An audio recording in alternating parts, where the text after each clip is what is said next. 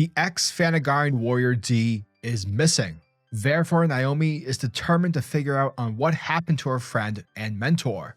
But in her search, Naomi will uncover shocking truths that will forever change her life. And what do these truths have to do with Naomi's dad? Naomi Season 2, Issue Number 2 was another fantastic issue brought to us by the one and only Brian Michael Bendis. Bendis is coming. I will never stop doing that. And that of DavidFWalker. The story continues to be intriguing with the sudden disappearance of Dee, along with the irritated shift between Naomi and her dad's relationship. And what's cool about it is that for us, the audience, we actually like Dee. You know, from our perspective, he's a pretty chill guy. However, that's not the case for someone like Naomi's dad.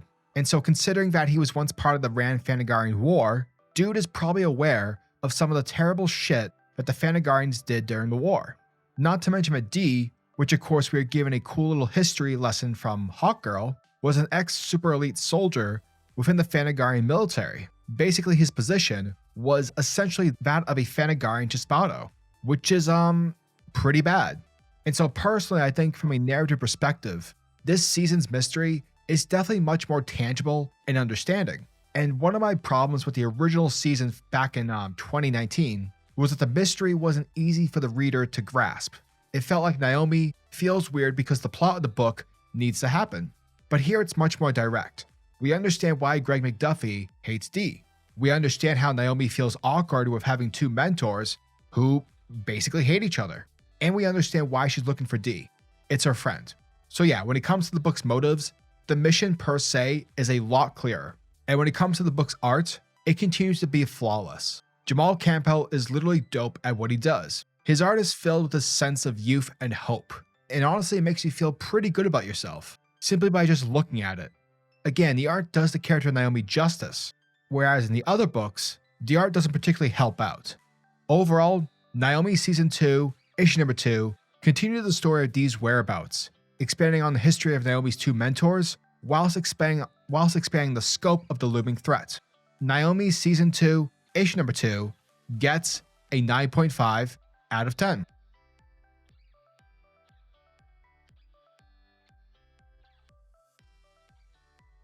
Our story picks up a couple weeks prior to the last issue, immediately after Naomi escaped from her confrontation against Zumbado back in her home universe, way back in Naomi Season 1. Now inside the Hall of Justice, we have Naomi being placed into an observation pod, where Batman then begins to question her about the events which led to her gaining her newly acquired godlike powers. And while Batman begins to run some tests to collect some data from Naomi's biological structure, Naomi starts to flare up via her transformation. However, she's unable to control her power as she starts ripping the lab apart. But of course, our heroic Boy Scout Superman is able to help Naomi in learning control, thereby allowing the heroes, Batman, the Flash, and the Atom, to collect data and to clock and measure the limits of her transformed state. Batman then comforts Naomi once she reverts back to her human form, letting her know that, yeah, she's right to be scared, but we get it. It's gonna be okay. You're not a bad person or anything of that sort. You're just a good kid. Now, once everything testing-wise is done, Naomi begins to wonder the big question. What is her life now, moving forward? For which the Justice League doesn't have an answer. But that is until Black Canary enters the room, and she lets Naomi know that every single one of her relationships that she's had will more than likely change. Basically, all of her friends, family, and even strangers, anyone who knows that she has special powers, will treat her differently, despite the fact that Naomi herself doesn't feel different. She feels like the same person from back in issue 1. And the worst part of it all, those who behave different won't even realize on what they're doing. Thus, this picks us up in the present day or night, however you prefer, exactly where the last issue left off, in Dee's garage in Port Oswego, where Naomi arrived in search of Dee, since he didn't show up for dinner. This led to Naomi finding the door unlocked and his home trashed, and seemingly, in the middle of all of this, is her father, and he's armed with a Randian pistol. So clearly Greg was more than likely expecting trouble, but he didn't expect his daughter to show up. Now Naomi thinks that Dee's been kidnapped, given the context of what's happened here, but Greg immediately ignores Naomi. Rather, he asks her on what the heck is she doing here? You're breaking and entering. What, like, are you crazy? While also reasoning to her that just because Dee isn't here, that doesn't mean that he's missing. Clearly he left on his own accord. And just like that, Greg starts snapping. Like at this point, Greg is just being a jerk.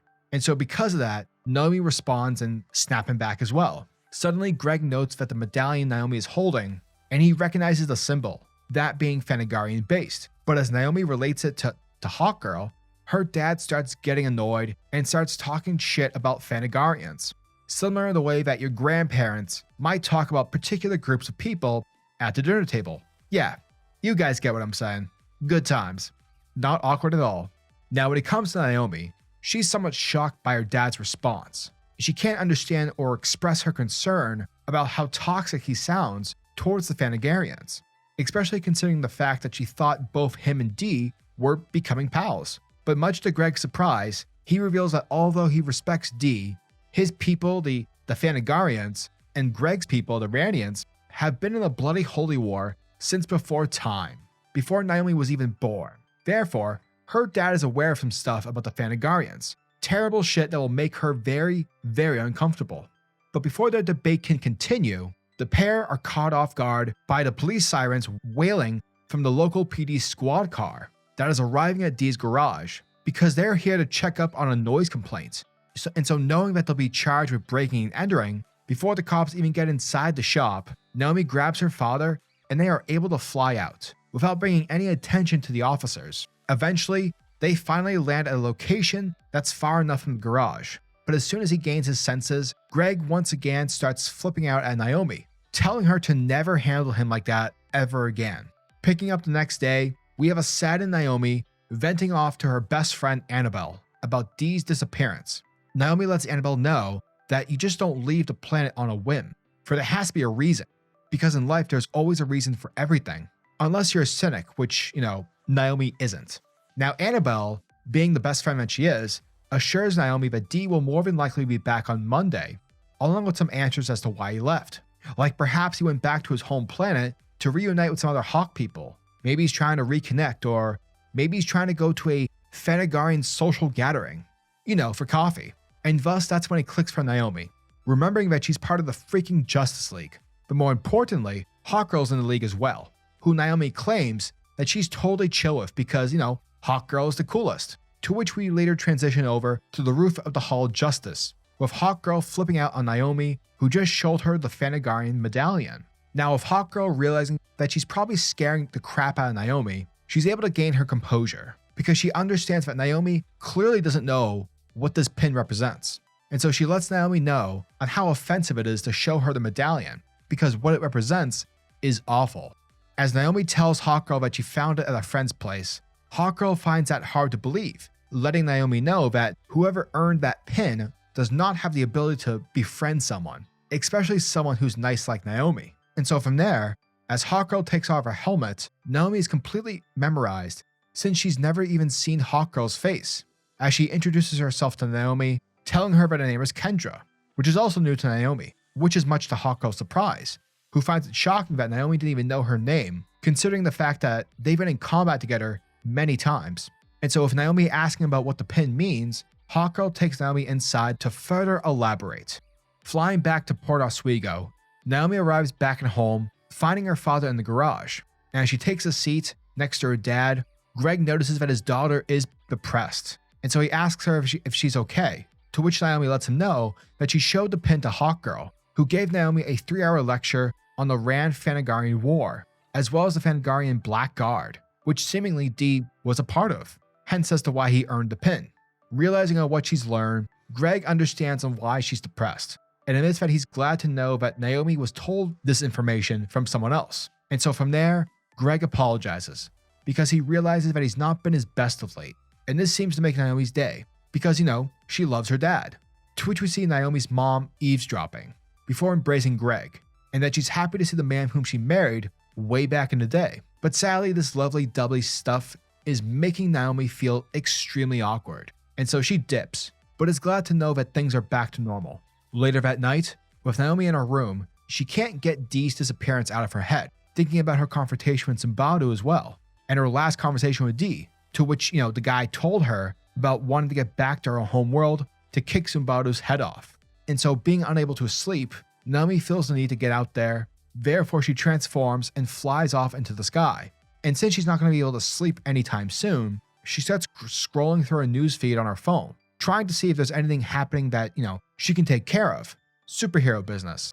And with her going all around the world, fighting off monsters and stopping armed robbery in front of Bloodhaven Metro Bank, or even just saving cats, we see Naomi do a ton of stuff, like helping the Metal Man face off against Cyborg Superman, fighting off against the Clue Master, stopping Solomon Grundy's rampage in front of the Daily Planet, only to lead her to the Star Labs, where the local PD have descended upon the scene along with some paramedics and the fire department, to which we see Detective Cameron Chase questioning a survivor from the attack.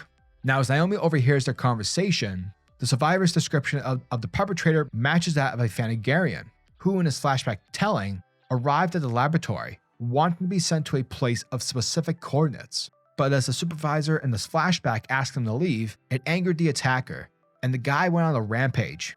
And so with Naomi laying right next to them, the traumatized survivor describes how the attacker didn't have to hurt anyone because they would have done whatever he wanted, simply out of fear. Naomi then proceeds to ask the survivor more questions regarding the Thanagarian. The survivor tells her that the attacker possessed multiversal coordinates, to which they then open a portal for him. But this is when Chase flips out, letting Naomi know that she's interrupting their investigation. And despite Naomi telling her that she's part of the Justice League, Chase doesn't give a singular flying fuck, because at the end of the day, who the hell are you? And so ordering her to stand aside while she'll make a few calls, Naomi asks the survivor on what floor was the portal on, and the guy tells her that it was on the 43rd. Afterwards, Naomi flies up to the 43rd floor, entering the gigantic hole in the building that the Thanagarian created. Upon searching through the wreckage, she looks through the computers that are on the terminal, but that's when a portal opens up, and only to have Cyborg step through it, screaming in horror. And with fear layering his face, Cyborg orders Naomi to shut down the portal, effective immediately. And that, folks, was the end of Naomi, issue number 2. And thank you guys for checking out my video, as it truly means the world to me. And as always, I'm a majestic sayer of words, SuperCliff, and if you guys are new to the channel, then do me a solid by smashing that like and subscribe button. And also hit the notification bell so that you'll never miss out on an upload, and so that you'll always be kept up to date with your favorite top tier comics happening in the comic book world. Now tell me, what are your thoughts and opinions on this issue? Are you guys excited for issue number 3? Let me know down in the comment section below. And until the next video, peace.